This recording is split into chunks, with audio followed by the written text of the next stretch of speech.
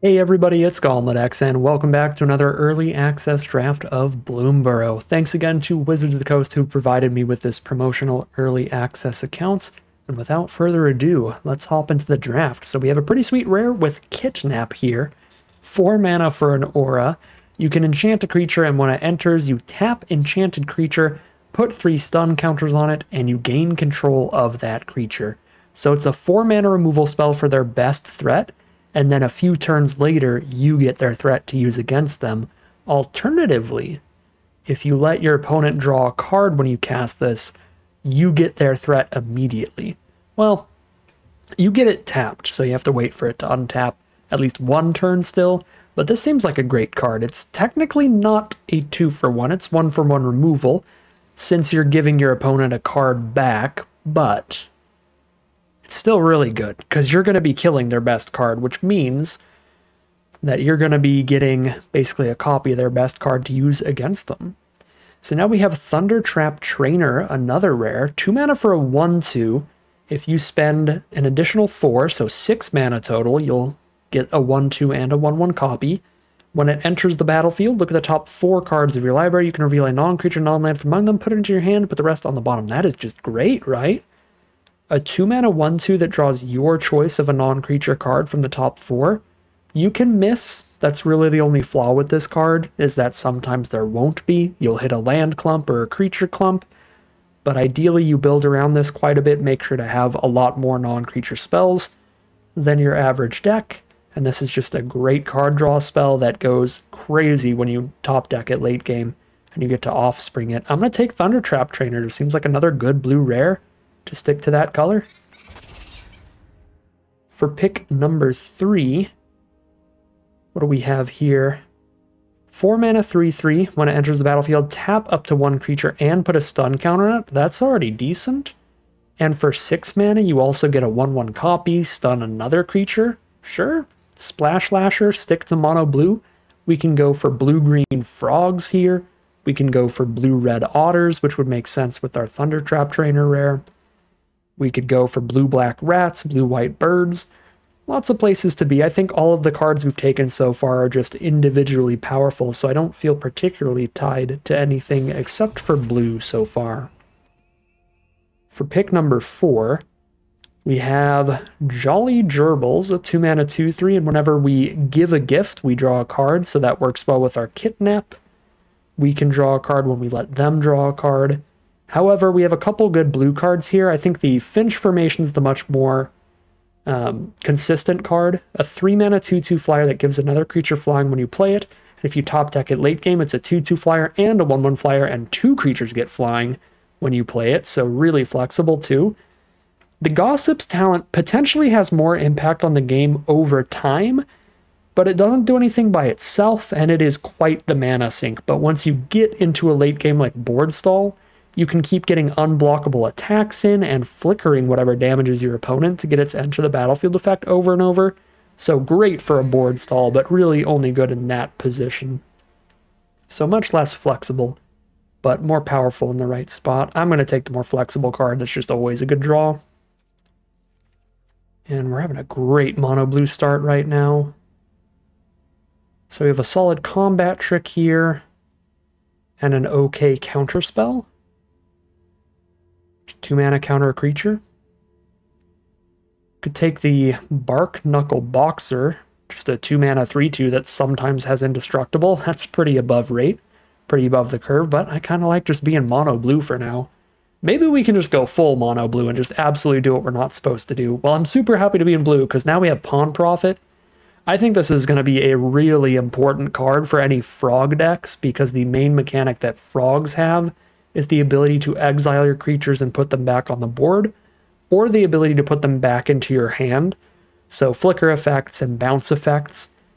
So any really good enter the battlefield effects like Pawn Profit are super high picks towards frogs. So maybe we can go frogs since we went otters the first time. Either way, we get to stick mono blue here. Banishing Light is the best card that is off color here, but I think Pawn Profit looks more than good enough to stick mono blue for now.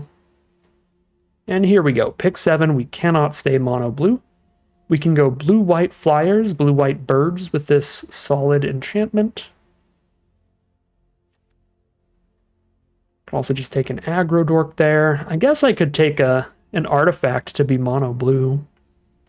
Put a counter on a creature you control. You have to tap 2 untapped tokens to crew this, which is going to be a little hard to do. We'd have to use Offspring, which we're not going to have as much of. So it seems best in rabbits, because they actually make like 1/1 tokens all over the place. I'm going to take the Feather Flight here. This looks like a pretty good deal. +1/+0 flying, draw a card is like an okay aura. Giving it instant speed, I think, makes it pretty solid. Pick 8. Starscape Cleric is still here. This is really good in a Bats deck. Every time you gain life, your opponent loses 1 life, but if you have the Offspring, so if you hit this late in the game, every time you gain life, your opponent loses 2, so that's like another really good way to grind out a ton of damage in that kind of deck. But I think we're heading towards blue-white, potentially off the Feather Flight. Maybe stick there with the Pileated Provisioner. Super happy to take a Shore Up here. This card's been good in every set it's been printed in. It's a combat trick that can also just randomly counter a removal spell. For only 1 mana, it's usually a great deal. It's very easy to hold it up while still committing some stuff to the board, still making use of the rest of your mana. Rabbit's Response. +2/+1 to everybody. That's pretty bad for this deck. Could take a Tree Guard Duo just for an enter the battlefield effect to flicker, I guess. I don't know. So we end up in frogs. Here's a good frog to flicker. Keep putting counters on your other cards. Alternatively, though, 3 mana 2/3 flyer for blue-white flyers. You know what? We're not even like a birds deck here. I don't think we have a single bird so far, but we can just be blue-white flyers in general. Just a bunch of great blue cards and then getting solid white stuff late. Yeah, last pick, decent combat trick. Just go for the open colors. I mean, I don't know how open blue is, but we just have tons of great blue cards, so we're not hopping off that. Pack 2, pick 1. We have a 3 mana 3/3. Whenever it or another rabbit enters, something gets +1/+0 till end of turn. Draw a card if it's the second time this ability is resolved. So specifically, if 2 rabbits enter the battlefield in 1 turn, you can draw a card. Not any creature, just rabbits. That does not seem good here. Sky Skipper Duo seems fine. We already have some good enter the battlefield effects, and we're looking for flyers. That's reasonable. We could also take this Crumb and Get It. 1 mana +2/+2, and if we give our opponent a food token, we also give Indestructible. Or we could go off color for this Overprotect thing. It's like a beefy Shore Up. I'm just going to stick blue-white flyers and grab our Sky Skipper Duo here.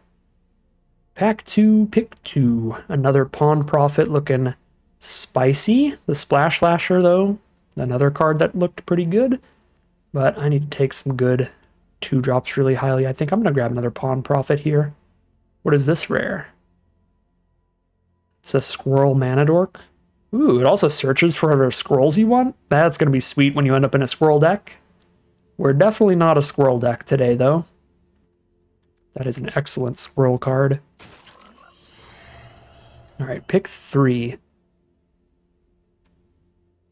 Do I get to play Otters again? Haste, Prowess, instants and sorceries cost 1 less. This just looks really pushed, and there's nothing much in blue or white. I guess I could take Pearl of Wisdom. How many Otters do I have? 1? I have 1 Otter right now. I'm going to speculate on the Stormcatch Mentor here. Now we have Splash Portal looking okay. Exile a creature control, put it back on the board. The main thing is you want to do that to a bird, frog, otter, or rat so that you can draw a card. 3 birds, 5 frogs, 2 otters, no rats. That's still pretty good counts for the Splash Portal.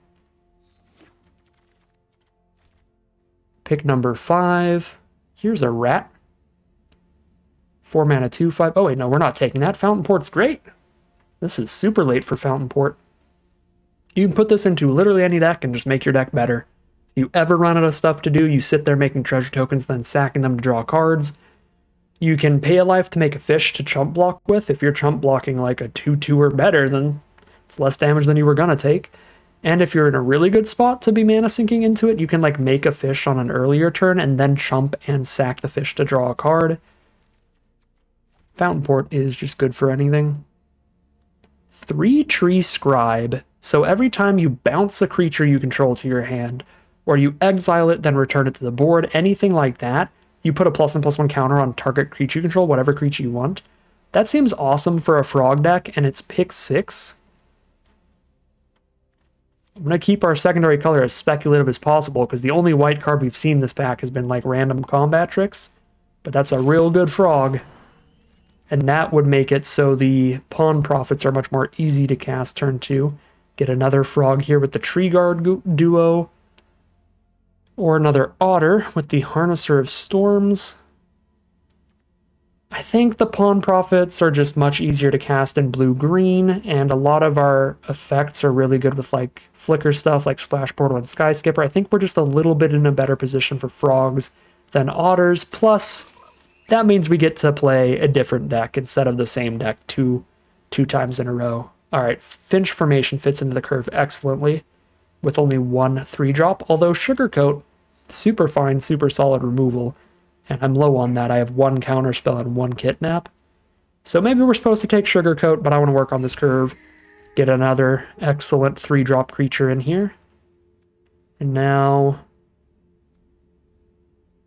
probably just a top-end finisher, big trampler. And we need to find 8 playables in the last pack. Not the best. We have been hopping around a lot. But luckily, that's probably what you want to do when you're playing a frog deck, right? Shouldn't hopping around be a plus side here? There we go. Sticky Tongue Sentinel looks great. Turn 2 Pawn Prophet, turn 3 Sentinel, pick up the Pawn Prophet to draw another card later. Okay, pack 3, pick 1. Return a creature and opponent controls to its hand, or you can give them a tapped fish to bounce any permanent. I don't think you ever want to give the fish on that. I don't really like any of the on-color cards that much. The Bellowing Crier is probably the closest to getting played. We have 1 Otter and 3 instants or sorceries, so I don't even think we're in a good spot to splash in Elenia. She's very good if you're an Otter deck, but again, she just doesn't seem like that strong of a splash in the first place. I guess we just grab... I'll grab the bounce spell, the unsummon here, get a little more non-creatures in here, a little bit more interaction. Okay, Long River Lurker is beautiful. Turn 2 Pawn Prophet, turn 3 Long River Lurker is excellent. The Pawn Prophet is guaranteed to connect, and after it deals the 1 damage, it untaps itself and draws you a card. It's a really sweet curve. So, love to see that. Pick 3. We are not going to have enough squirrels or foods for this to be anything big. Oak Hollow Village is decent. If you ever play off curve, you can put a counter on all your frogs. This looks like busted for a rabbits deck because you can make a lot of token rabbits in 1 turn. But it still looks okay for frogs and probably better than a random herbalist or druid. The one flaw with it here is that we still need like 4 more non-creature spells, and this is not going to be a non-creature spell. I mean, not non-creature spell, non-land cards. We need just spells, period. And I'm taking a land, but I think it's a good enough spell to do that. This is another slightly awkward pick, because we should probably take Sugarcoat for something that just like straight up deals with a creature, but I really want to take Runaway Together, because we can temporarily deal with their creature, and we can bring our own card with a good edge of the battlefield effect back to our hand. And that works great with the Offspring mechanic as well, because then you can recast it and get the Offspring. Be silly with the Runaway Together here. Ooh, did we live the dream? Please tell me we did, Clement. 3 mana, 3/3 Vigilance. Whenever this or another creature control enters, return a creature you control with lesser mana value to its owner's hand. You can tap your frogs to play more? Sure. I don't actually know how good that is, but it is a frog rare, so we're doing it. pick number 6. Baker's Bane duo seems fine. Good enter the battlefield effect. Or we could take just a 5-drop card draw spell to up our non-creature count for like the Thunder Trap Trainer here. Although I can flicker and I can put the trainer back to hand and stuff, I can just redo its enter the battlefield effect already. I'm just going to take the duo. Like if I miss off of one Thunder Trap Trainer trigger, that's probably not that bad because we have so many ways to just try to do it again later. Sentinel's okay, but I've got a lot of 3-drops now. I'm going to go for another non-creature spell here and grab the Shore Up. We are now at 23 non-land cards. Beautiful. Beautiful, beautiful spot. Pick number 8. Another duo. Another Druid. Waterspout Warden. These are all fine. I'll take another duo for the curve. Although I've already got 3 4-drops without a third Tree Guard duo.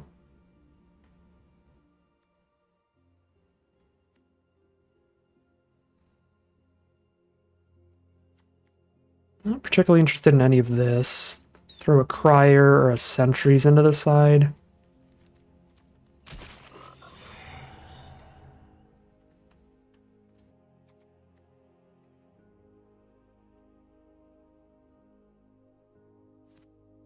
Alright, now we're going to throw everything else in the sideboard. Let's cut another creature to keep that non-creature count pretty high for the trainer.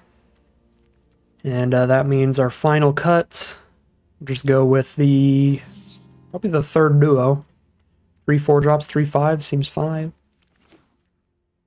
Actually, you know what? I like going a little lower on the curve. Let's go triple duo and 1 Junkblade Bruiser instead. But then we have a deck at the ready. It's frogging time. Let's go for it. Let's just hop right into the gameplay. Alright, this is a fine start. Turn 2 Thunder Trap Trainer with the ability to flicker it with Portal and draw a card when we do that. One thing that might be a little awkward is we have drawn 3 of our non-creature spells already, so that's kind of making the ratio a little skewed against the trainer. So Shore Up now.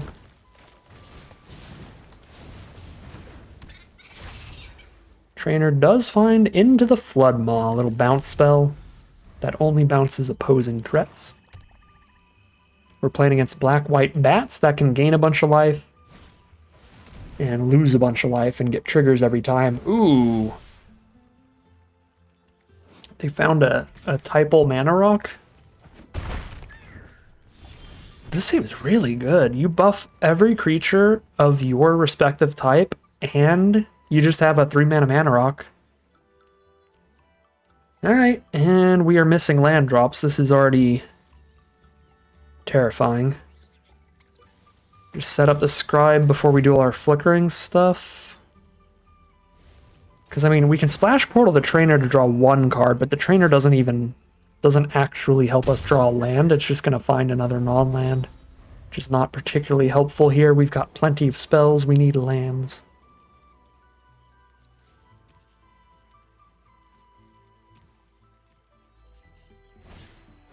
Just Star Charter 4/2. And that's going to trigger when they gained life or lost life. Draws creatures. Every end step, it draws another creature out of the top 4. Oh, boy. Yeah. We are getting tempoed out pretty bad here. Missing a land on the draw. Let's do the Splash Portal.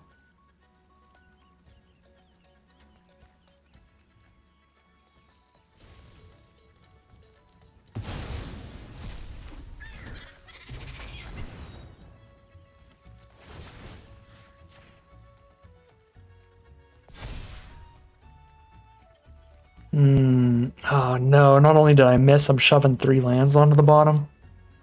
That's painful to see. Can't do any blocking with the Scribe anyway, so let's send in. There's no way they take the trade. Okay, if they do, I'm very happy. They have some kind of trick here, we can ruin the trick. Come and get it. +2, +2.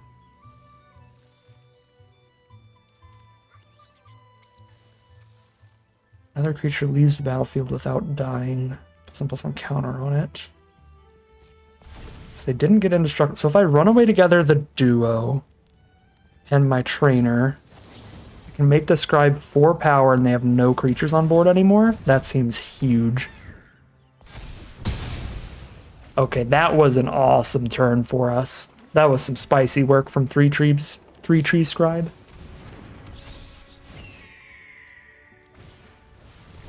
All right. The duo is back, along with the mascot and a bunny. Adorable. There's Kidnap, but we did not find the land again. This has reach, right? Yeah. Play a 3/3 reach and pass and start getting hit for 3 by this thing. I could trainer and bounce 1 card. The trainer stops the 1/1. Yeah, no, we just play a reach card. Oh, it can bounce a land when I'm in a position like this that actually just makes it a 2-mana 3/3 reach. Okay. Actually pretty valuable because that gives me a bounce in the same turn that I play the Sentinel. That's kind of sweet. That's nice to have that added flexibility when you're just in a really bad spot like this and you need mana that badly. Getting the 1 mana discount is certainly something. Like, if we can stabilize, we're obviously ahead on cards, because our hand is just all spells here. And thanks to the 1 mana discount, we get to keep this on board and have our blocker up. And that even makes it so they can't even attack with a 3/2 this turn. Let's go. Nice stable turn, no damage there. No land there. Could play another flyer, or play the 1/2 on the ground. Our big concern now is this Menace card. They can double buff. This is a 3/3 Menace. So we double block with a 3/3 and a 1/2 and eat it, but we lose our reach. Save the bounce. I think we just play the trainer here.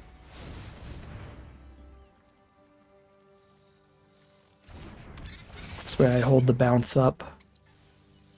Another miss. Tragic. I feel like we still have a chunk of non-creatures in the deck, but again, we have drawn a lot of them. I forgot how many we're running, and this is the early access event, so this is before any of the deck tracking apps are working. So I can't check my deck list right now, I'd have to check in between games. I mean, I could manually put it in a notepad and see exactly what I haven't drawn yet. Uh-oh. I need to bounce that before their end step, right? That makes me discard a card, lose 3, or sack a permanent. Gross. Let's put a stop on their second main so that we can bounce that before their end step.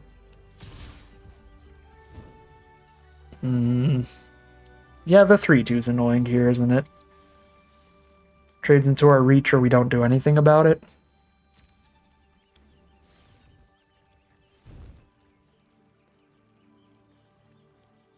Suppose we don't do anything about it then.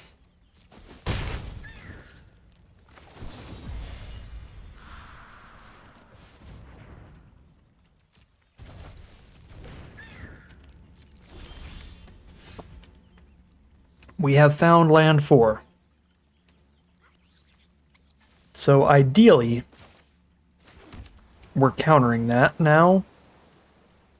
But this should be tremendously suspicious to our opponents, so maybe they won't cast it. Because they know we have been astronomically stuck on mana all game, so how would we hit land 4 and pass? Would not make any sense without instants. Well, I need to counter that as well, because I'm at 13. Unfortunate.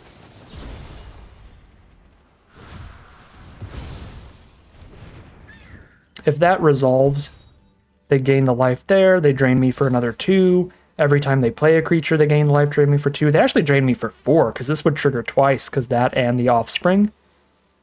And both of the bats would make me lose a life for each time it triggered.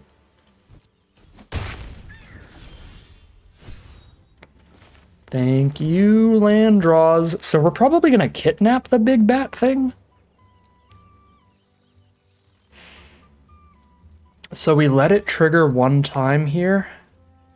Lose the 3, I guess. But then we steal it from them. And it's going to be significantly weaker on our board than theirs, but it's still a 3/5 flying vigilance, so it still blocks and attacks like crazy. Ooh, I'm actually 1 mana off from the offspring for this. Suppose I tap out for this thing then.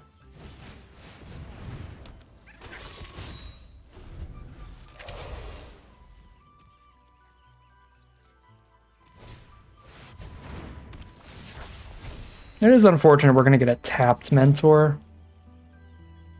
No, they have Menace. They're going to have 5 creatures still. I can't sack the trainer. I don't think I can discard either. Maybe I just shouldn't have played the land. Then I could discard the land here and just cast these slowly. Be farther from the 6. It's painful, but I'm losing it. Losing the life here.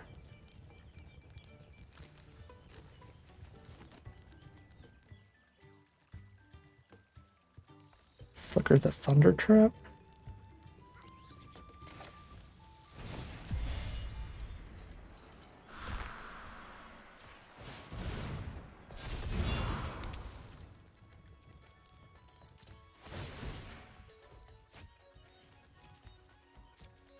I'm real close to dead from losing that 3. I guess I should have just discarded the duo.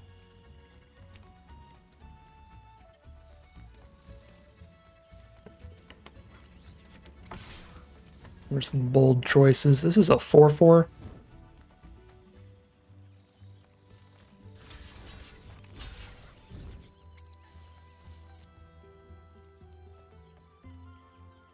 They kill my Thunder Trap trainer, or they have a good combat trick. Okay. That's a good trade for me, I imagine. No, a bigger flying lifelinker. Or sorry, flying vigilance card. God dang it. So much for my 3/5. I can give it unblockable and then flicker it, and it'll go back to their board.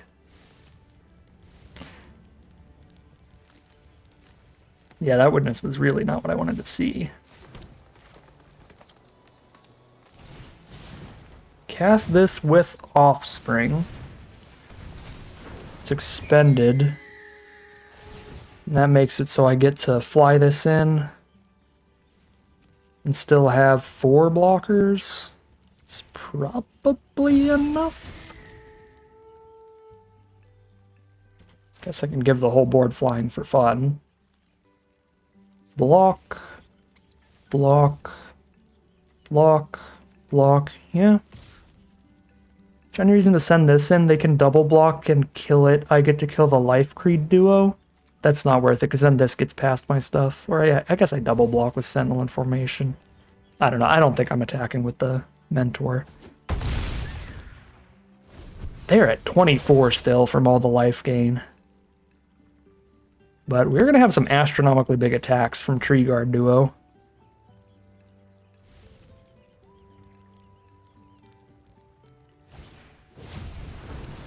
Well, speaking of astronomically big attacks, Intrepid Rabbit is a busted card. That's got to be one of White's best commons.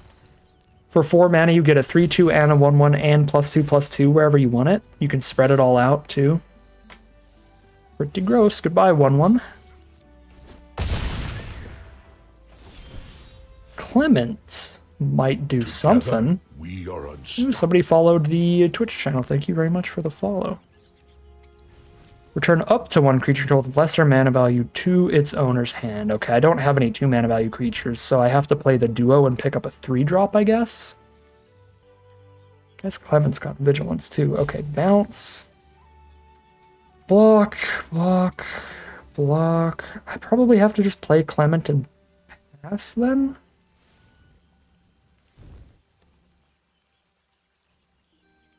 Wait a sec. I actually have a wombo combo here, right? I can play Clement, I can Lurker the Bruiser through unblockably.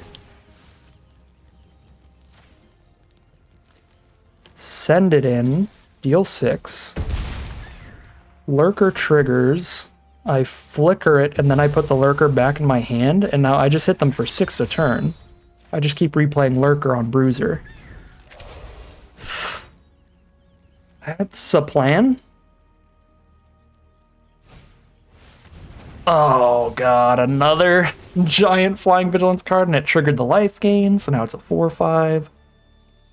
If they hit like 2 or 3 lands in a row, I can probably get there, but they are hitting gas right now. Rabbits into the Witness. The Clement Lurker combo, I think, can do it here. I'm actually not sure with that additional Witness they just played anymore. Okay, well this turn gets really interesting now with Pawn Profit in the mix.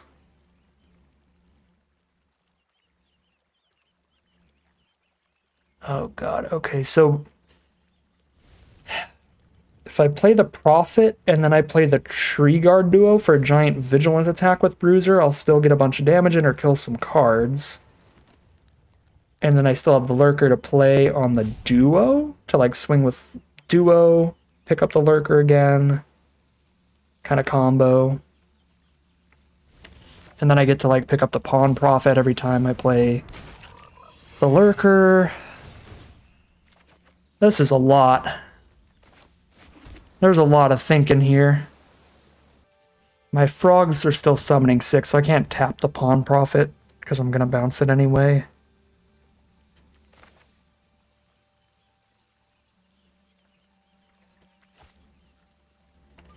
I guess the Bruiser basically already has Vigilance. It hits a little less hard, but it hits unblockably with Lurker. But I am going to flicker the Bruiser, so if I do it this way, I draw another Pawn Prophet card. Because I get to Clement the Pawn Prophet up, Lurker the Bruiser. I get to draw the Pawn Prophet card, hit with the Bruiser unblockably. Bruiser damages opponent, which flickers the Lurker.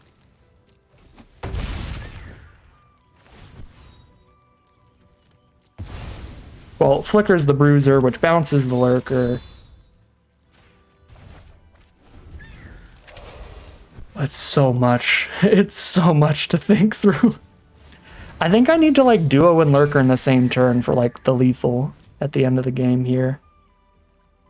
They drew another duo? Stop drawing flyers. Cease. Oh, their draws are not stopping. There goes one of our flying cards. Our Reach or our Finch formation. There goes our Reach Frog. Okay. And I couldn't shore up there because my frogs only tap for creatures.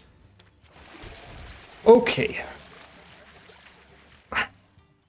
I mean, as I was saying before, I really think I needed them to miss, but they just hit again with this Life Creed duo, and it's now 2 life for every creature they play, which triggers Witness twice.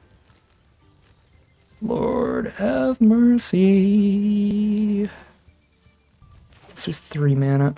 I can hold up a shore up somewhere if that matters.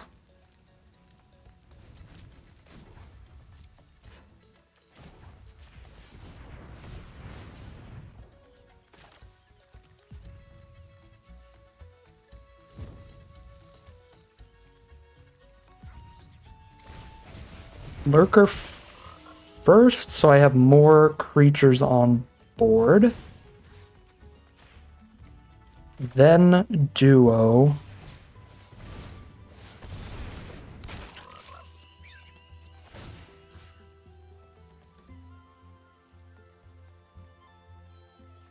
Two, 3, 4, 5 blockers. 1, 2, 3, 4, 5. Like 3 1/1s get in. I'm at 7 is fine.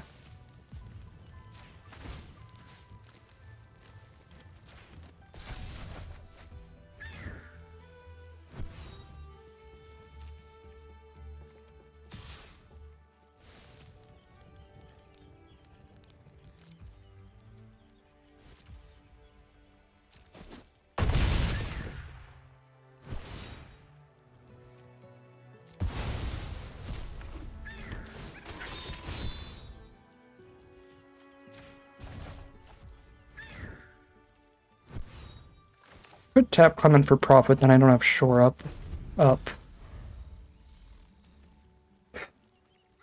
We got them to 3, but they hit any creature and they gain 1,000,000. And it looks like gas. They're looking at their graveyard here. Maybe they're just going over the game. I forgot the graveyard's bugged. I can't look at their graveyard while they have priority. Should be fixed by the time the set releases, but it is a pre-release bug here, sadly. No, it is real graveyard recursion. So they're picking up Star Charter, Starscape. Oh, we're so dead. That's so far over lethal because they just replay the Starscape Cleric and drain us another few. Dang. I probably didn't play that perfectly, but I feel like we found wild lines here, but our opponent could not stop drawing straight gas, so we just don't get there. I guess they don't have the mana for the Offspring, so... No, I am still insta-dead because 2 1/1s get in. But yeah, I mean, the Cleric duo is just... GG. Lose 1,000,000 here. Yep. Now 2 creatures get in because they have 1, 2, 3, 4, 5, 6, 7, 8 attackers. I have 5 blockers.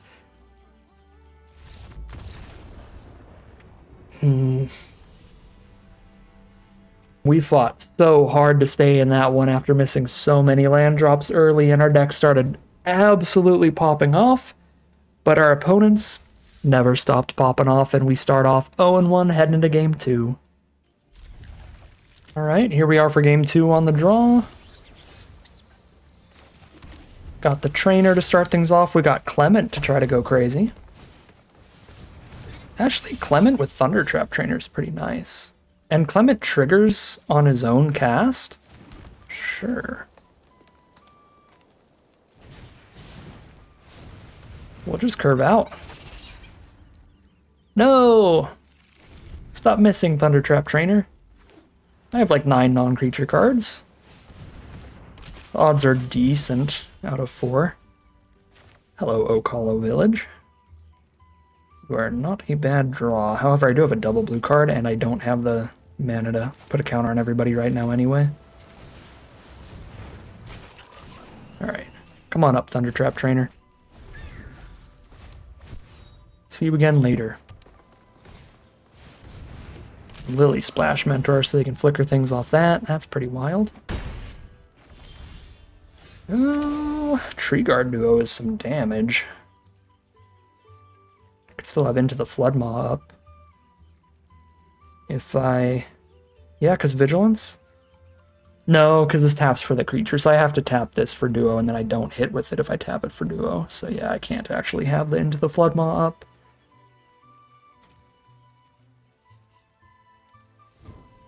Exile another creature you control, then return it to the battlefield. That doesn't trigger well with anything they have right now, so I guess that's not that worrisome. If we just stun it here, that's fine. For the time being.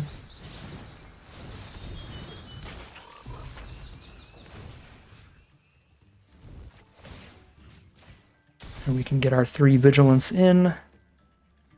And then we have a bigger Tree Guard Duo next turn, and I actually get to hold up the thing. Or cast the Thunder Trap.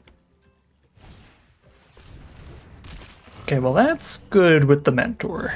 They can flicker that, gain some more life, get another +1/+1 counter. They are going to go for another Otter here, so they can get the big Prowess swing, fair enough. Down to 11. Pretty quick deck over there. Hey, Kidnap. I can actually take their Lily Splash Mentor and let it stay stunned just to use its ability. It still feels like it's almost always better to just give them the 1 card so that we have an untapped 4/4 on blocks, even if its ability is relevant like it is here.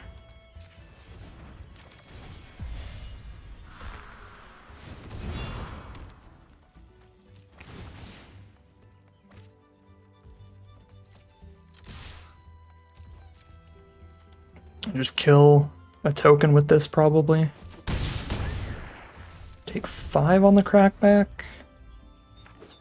I mean, they could go off with Prowess. That could be bad.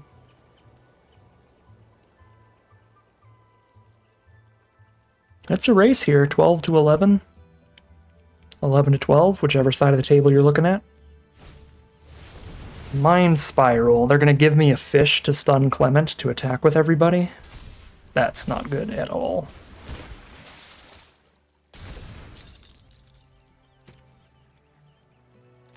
I do kill an otter and take 6 here.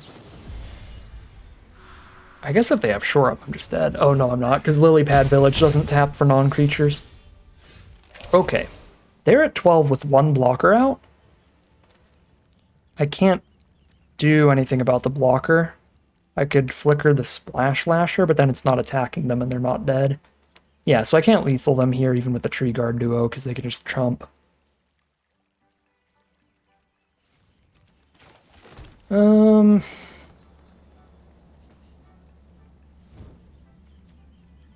Enters, tap up to 1 creature and put a stun counter on it.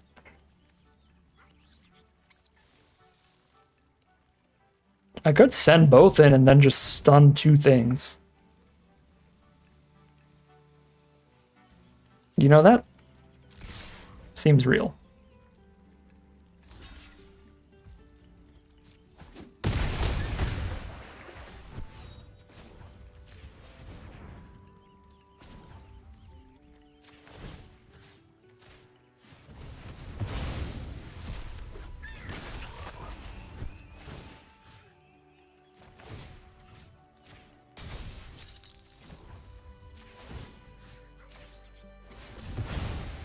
We are hopping around. The worst part about this is their card. We don't have one in our deck.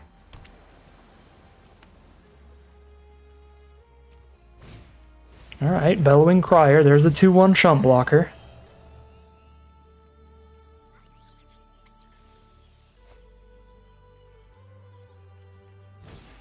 Waterspout Warden.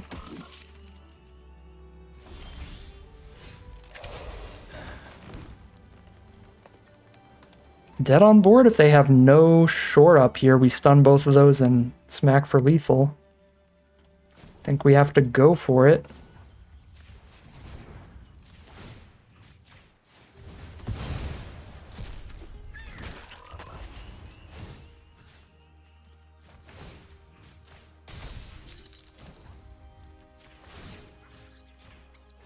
Alright. Attack for 8.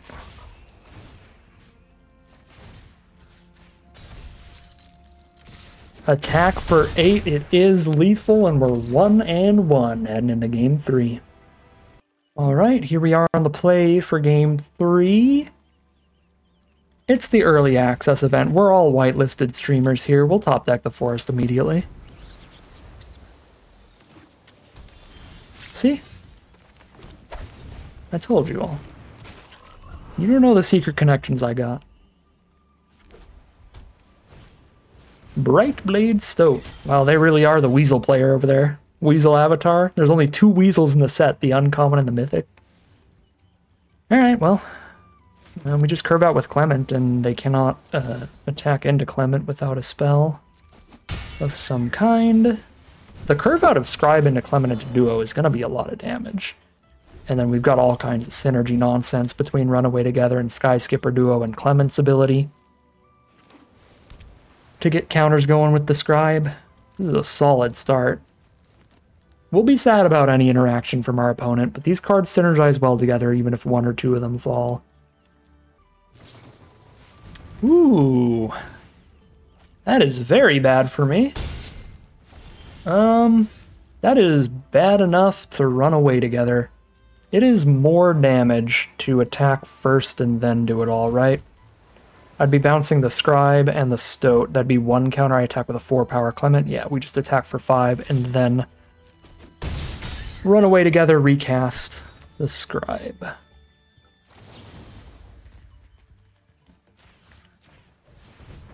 Best part about this here, that's actually kind of spicy.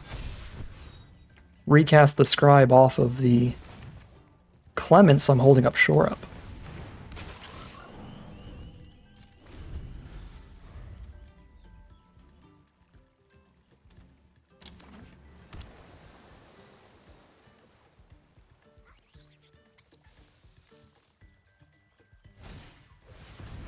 Whenever one or more other creatures you control leave the battlefield without dying, draw a card. That would be so good in our deck. That is sick. And you can return your own creatures for 2. Pretty sick. What's also sick is Shore Up. Oh, hello, Stunner? Do we stun the mage or do we just duo? I kind of want to just duo. Because they're just not going to want to block in the first place, and if they do, I'm happy to kill that.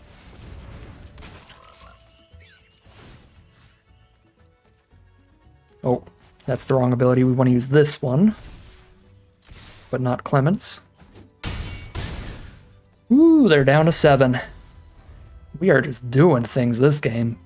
I mean, we were doing things last game too. We were doing things in all 3 games, actually. The one we lost, we were arguably doing the most things. Frogs do things. I guess that's the motto of the day. You're spinning a lot of wheels with this deck. I don't know if it's worth it. You could just be like steamrolling people with mice or rabbit aggro stuff. But you feel like a genius with this kind of deck. Or you feel really stupid and there's no in between. I feel like both at all times. See, like this, like I have like 5,000 options between these 2 spells because of the way all these cards work. This flickers at the end step, so it doesn't work well with the Tree Guard duo. This Offspring is only 2 mana, so I can go like tap the cheapest one here, or the smallest one here, I mean, to tap their 2 best creatures. And then I can put it back in my hand because it's tapped anyway. That way I get a +1/+1 counter from its ability. So we're going to stun the rabbit. We're going to stun the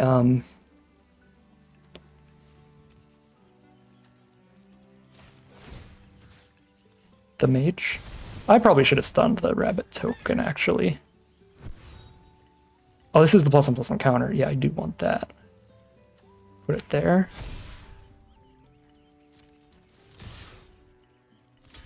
Cool. Yeah, I absolutely should have stunned the rabbit token instead of the mage to force the chump with the mage. But it's tapped, so its ability's not super relevant, and they're still just dead. That was crazy stuff. Popping all around, as you do. Playing leapfrog with it. We are 2-1 heading into game 4. All right, game 4. We're not starting till turn 3 here, so it's a little slow. But both of our colors and some solid spells once we get to them.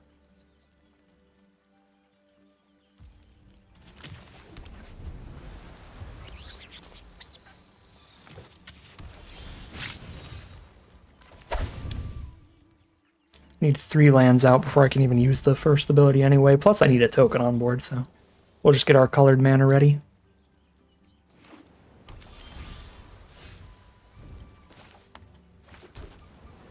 Not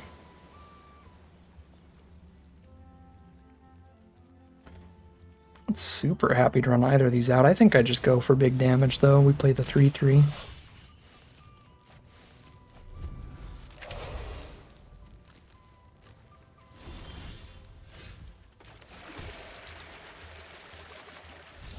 Alright, our opponent took 2 mulligans, got stuck on 2 islands as their lands, so they're just over it there.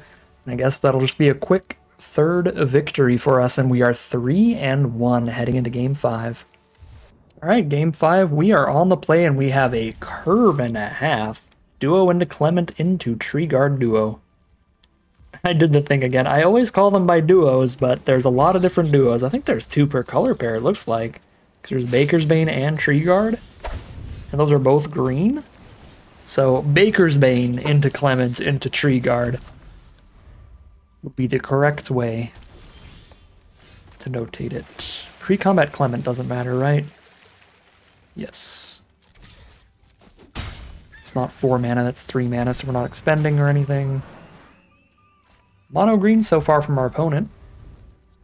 Modern Horizons lands, get out of here, it's Bloomburrow time.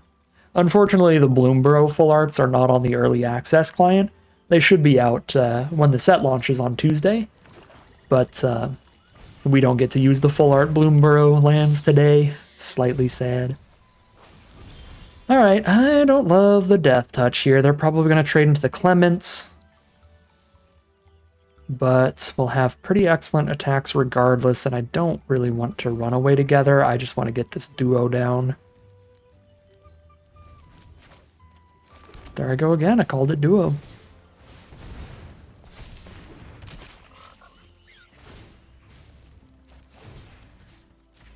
Oh. I guess if I really hate the Clement trade, I could just only send in the duo. Okay.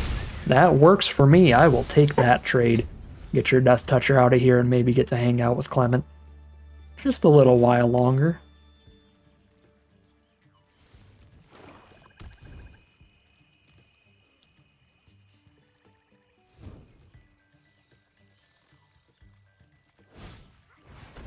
Treetop Sentries, 2/4. Ooh, because they got 3 cards engraved, they get to forage.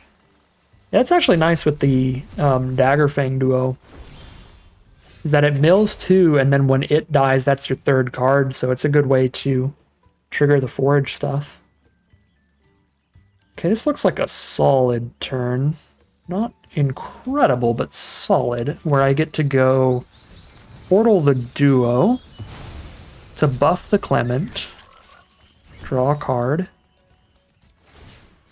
Submit 0, just get the buff. And I also get to put a counter on the duo with the Oak Hollow Village.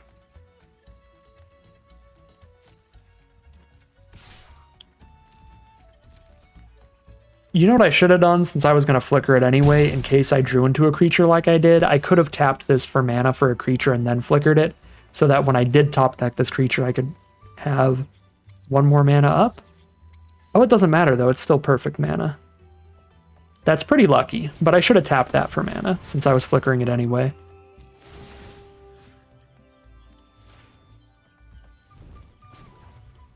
We're definitely in the aggressive lead here, where we just want another creature on board, so we'll give up on its Enter the Battlefield effect, just to get the damage out here when I'm putting a counter on both of them. This also gives us Ward, and it is early enough in the game for that to be relevant. Now they can't like play a 3-mana removal spell and a 2-mana creature, or anything like that. They're at 13. I've got the perfect food to sack to that ability.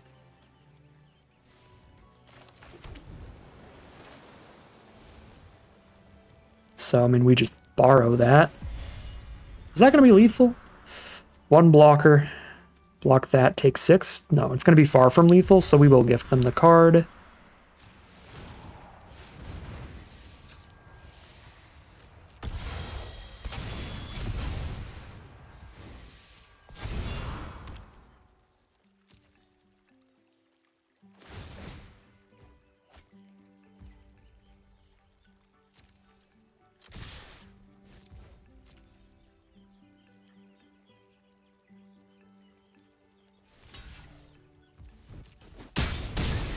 They are at 6 now.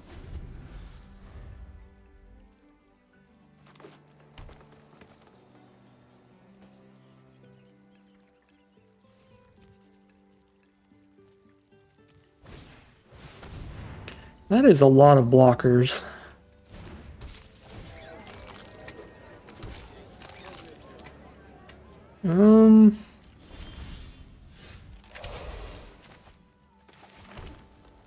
Can run away together for lethal here, where I pick up the Lurker and just like Rabbit might as well. And then we make unblockable Ygra. Boop. Kaboom. And that is, what, 4 and 1 now heading into game 6. Alright, well, we need to draw some cheap cards for this hand. Maybe it's supposed to even be a mulligan with nothing till turn 4, but nothing till turn 4 on the play. Just gotta give it some of that on the play spice. Give it the little sprinkles on top, and it'll make it all sound okay. We're on the play. We're automatically ahead in tempo. I don't need to play anything till turn 4. Oh no, they're green-white rabbits. Super aggressive deck that can flood the board incredibly quickly. They started with the absolute MLG raccoon, though. Just beating everybody. Oh, the Helga, too? So any 4-drop they cast draws them a card and gains them a life? Alright, GG. RIP. We tried. They can still cast a 4-mana or greater card, gain the life, draw the card. They just don't get to tap her for mana this turn now. I probably should have just tapped the Boxer, I guess. Alright, no 4-mana value creature. They don't draw any cards yet. Keyword being yet.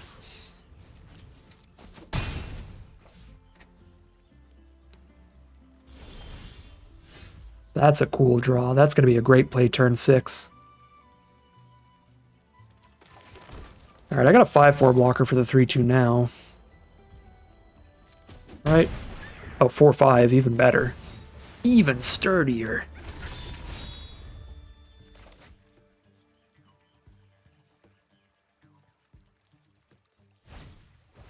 Rampager.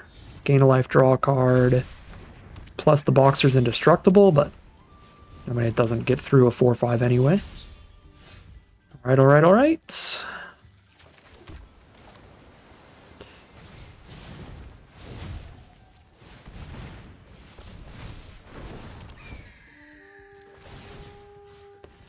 Taking a lot of damage on the crackback, but I'm completely out of gas, so unless I somehow sneak Youthful a couple turns in a row, maybe I'll top deck my other Finch formation and then they're dead. That's probably our best bet here, just top deck the other Finch formation. Or maybe the unblockable frog thing, make the Bruiser unblockable. But there is the removal spell Coyote, and the Helga draws another card. I mean, this is just a must-kill threat, and we don't have a lot of removal in our deck, so we couldn't kill it. We can only stun stuff well. So, I mean, they're just infinitely ahead in cards, and that translates to being infinitely ahead on board really quickly. Yep. Big stuff. And a 3/3. Stuns one more card, but we're at 4. 3 blockers. We can probably, like, barely survive, but game is completely over there. RIP. The hand was indeed too slow to keep. 4-2, heading into game 7. Alright, this is way faster. Baker's Bane duo into Clement into Tree Guard duo. We're on the draw, though, so it's actually way slower. Blue deck from our opponent. Oh my god, we drew our bomb rare. It's kidnapping time. Pawn Prophet. Frog Mirror. Unfair. I am the one who frogs.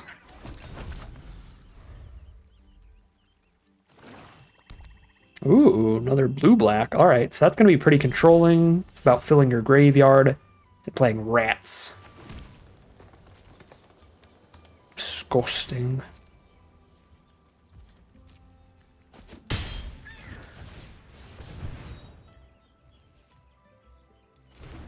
There's a few counterspells they could actually have had there. I'd have been pretty sad about. There's also like an instant speed destroy a creature for only 3 mana. Okay, that's not as bad as the black common. I think it's like a black and 2 instant destroy a creature and lose 2. Or give your opponent a food. Ooh, the Splash Lasher. So they probably have some mono blue flicker effects for the Prophet and the Lasher and just the frogs in general. Alright, yeah, stunning the duo makes the Tree Guard duo a pretty bad play this turn. So it's Kidnap or Formation. I guess no matter what I do, I'm not very happy.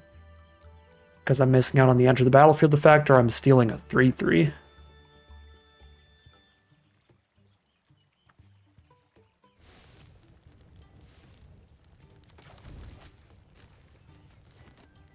Oh.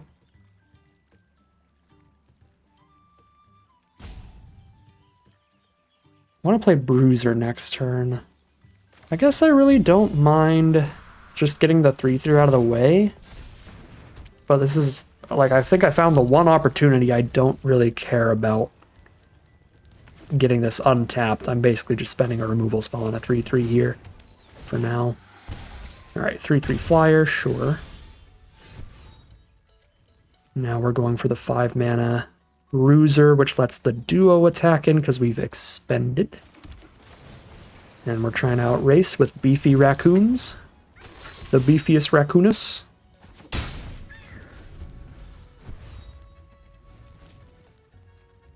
We have 6 life worth of food tokens, so I feel pretty safe to just jam there. Especially with a tree guard duo coming up to really win the race, potentially. Oh, they're all 3 colors. They're full soul tie. Okay, that makes a lot of sense. So they're going to have some actual, like, frog flicker nonsense. Big turn, depending on what their mana can be used for here.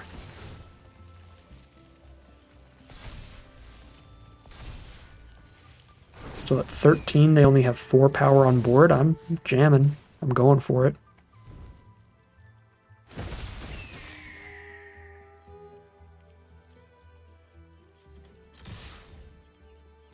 Uh-oh. Maybe just one hard removal spell. Okay, good. Just one removal spell, looks like. I'll keep that for later. It's still going to be a big trampler, which is still definitely relevant. Okay, I do still hit for 3 with Baker's Bane duo, and then they flash in a flyer. Okay, I don't mind that at all, actually, since we have the 1/1 flyer from the Finch formation. That stacks up pretty well for us. I guess I don't get to, like, double block the 3/3 here, but I'll just let the 3/3 stick around and trade a 1/1 into a 2/1 then. Glarb's pretty sick. Any mana value 4 or greater spells can be cast off the top of their library and any lands, and he can surveil to make sure they hit the lands. And the Lily Pad Village can surveil to make sure they hit the lands too. They are doing stuff and things.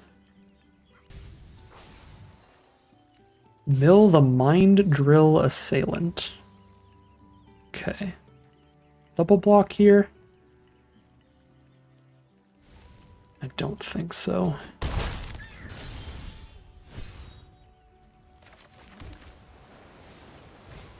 There's Bruiser.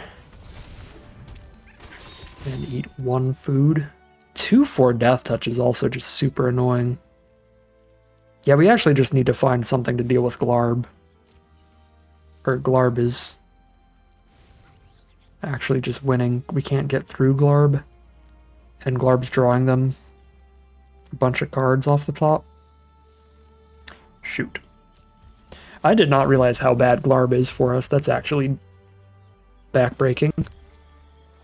Alright, there's the card draw from Glarb. Draws into the Mudflat Village, which can pick up a card from Grave, guaranteed. Yeah, pick up the rat that they milled at worst. Ooh, Wave Rider for a free downdraft. Yep. That's getting pretty crushed. They can do it to their Lasher as well, but they're not going to. Cool. Okay, Bruiser's just not good enough at this point. We have to deal with Glarb. And I think Glarb was already out when they bounced Bruiser last time, so I should have ditched Bruiser because we're not getting anywhere without getting rid of Glarb anyway.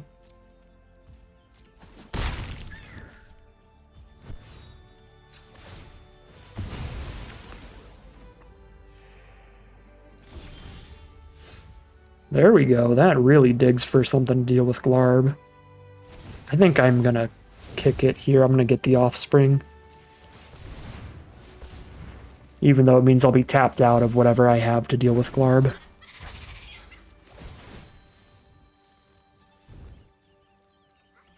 Complete miss.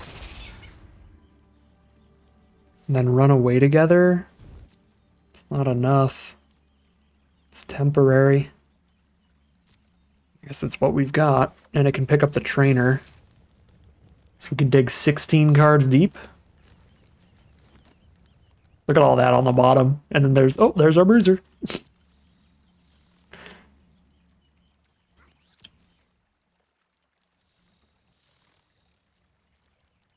Just get to keep surveilling and setting up their draws. Make sure that there's mana value 4 cards or lands on top to draw another card next turn, minimum.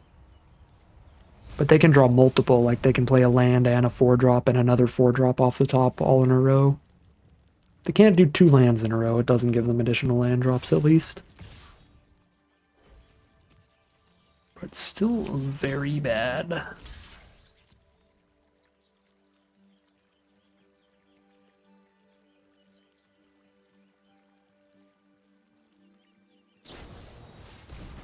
Lifelink and indestructible. Alright, I'm glad I did not throw anything else under the bus there then. There was a little bit of an argument towards it, in case they had like a bounce spell to bounce one of the 2 blockers or something. But that would have ended up horribly. Alright, they did draw another Glarb card, another land there. And the Daggerfang duo does a little bit of mill. But they know exactly what's on top of their deck from all the surveilling, so they do not want to do the mill. They want to surveil instead. Look at the card underneath that, and it's still good stuff. Okay, temporary bounce. Really not gonna do it. They're at 20 here. Oh, shoot. I'm at 7 now. Glarb's glarbing us. Don't see a particularly profitable line at this point.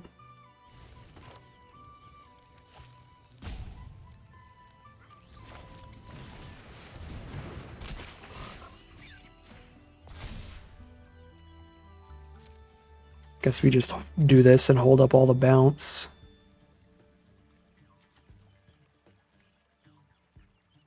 Give them a fish to put the sugar coat back in their hand, but it's an instant anyway.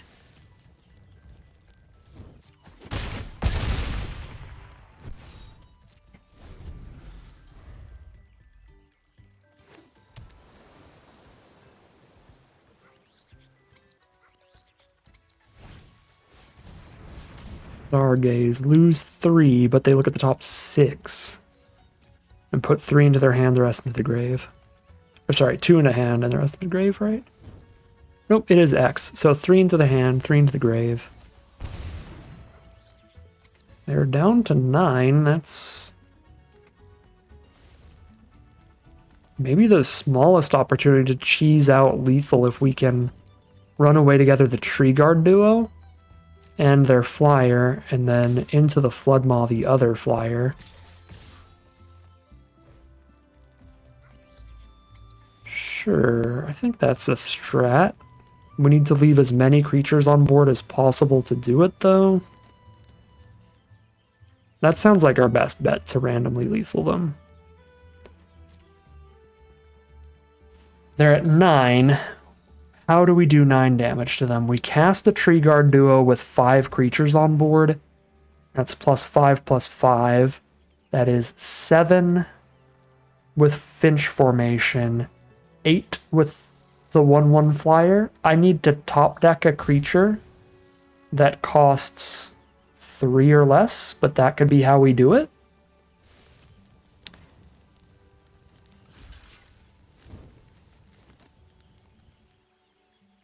I do need them to not gain life here, so I need them to not recast the duo off of playing a land for turn. I wish I was paying attention to if they played a land for turn or not here. It looks like one of these islands. They played one of these islands this turn because they're in separate stacks. So I can go like this. I mean, unless I'm wrong, unless this is not that they played an island this turn. But I think they'd be like this if they didn't. So we can go run away together like that. But if they haven't played a land this turn, then they just win because we did that. I think that Arena's trying to tell us they did, though. With the island stack. Don't kill a flyer. No! Shoot.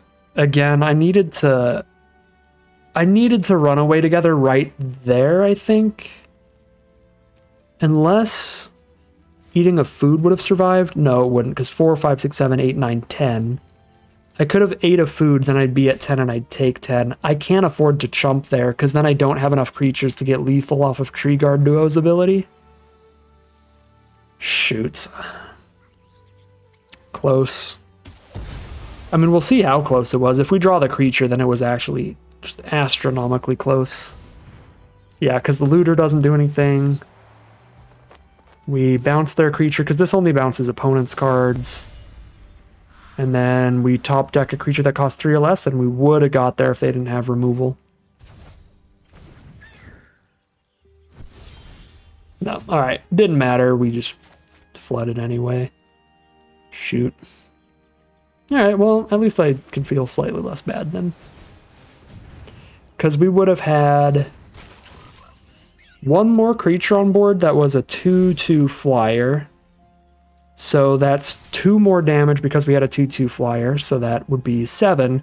1 more damage because there's 1 more creature on board, that would be 8. We had to top deck 1 more creature to find the lethal here. And they had to not have fell. But both of those things happened, and then we super did not find the lethal.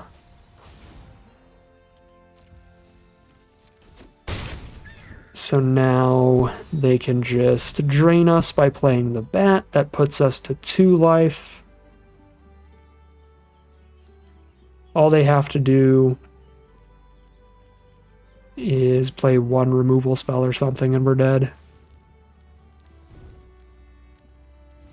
And we definitely can't kill them on a crackback from here. Alright, that's 1 removal spell or something. Kills one of our 1/1s.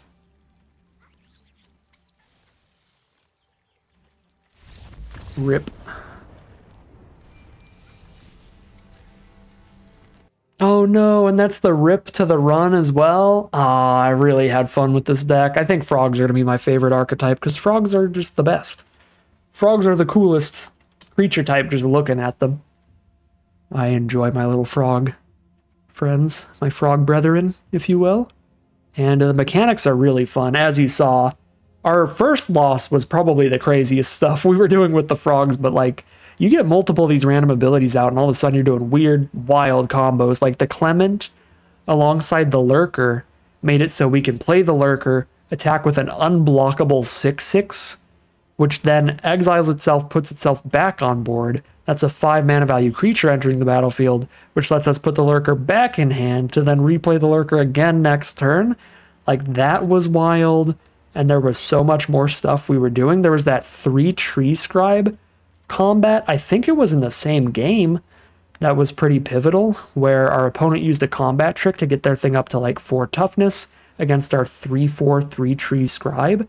And we managed to like run away together to bounce their other creature and our other creature. Then this is now 4 power to still trade into their blocker. And we slowed down the tempo to get their flyer back in the hand. They had to recast that too. Just lots of cute stuff going on in these frog decks, and you can get some wild combos and stuff going on. I mean, there was the game that we stole our opponent's frog and used it to flicker our own Splash Lasher to just stun everything on their board and find lethal. I'm into it. The frog stuff is super fun, and the Thunder Tap Trainer, despite being an otter, still played well in the deck, having a great enter the battlefield effect, as did the Finch formations. So, love these flexible offspring cards as well. Those were pretty sweet. We did 4, 5, 6, 7. We did only have 7 non-creature spells, sadly. Could have used a few more for the Thunder Trap Trainer. We were missing a lot. I thought I had a little more non-creature spells than that. But with only 7, yeah, it was fair. We probably hit the average amount of spells you're going to hit with only 7 non-creatures in the deck. Alright, really cool run, really fun deck. Super enjoyed it, having a blast with the format so far. I'm very excited to be playing this set over the next couple months. But that is going to end today's video. As always, I'd like to thank my patrons and YouTube members for supporting the channel, as well as you for watching the video. If you're interested in seeing some more, you can always like, comment, and subscribe to tell the YouTube algorithm to send you some more in your recommended feed. If you'd like to catch me live, you can check out the Twitch channel in the link in the description. If you'd like to support the channel directly, you can check out the Patreon link in the description. But other than that, as always, thank you very much for watching, and I'll see you again soon for some more Magic Arena.